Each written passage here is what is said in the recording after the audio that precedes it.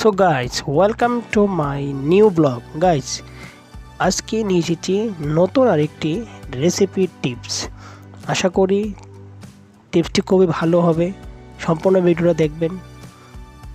আর বন্ধুরা, আপনারা যারা এখনও আমার চ্যানেলটিকে সাবস্ক্রাইব করেননি তা সাবস্ক্রাইব করে দেবেন, সাথে থাকা বেলটা অবশ্যই বাজিয়ে দেবেন। এরকম নতুন নতুন টিপস পেতে অবশ্যই সাথে থাকবেন। চলুন শুরু করছি ভিডিও।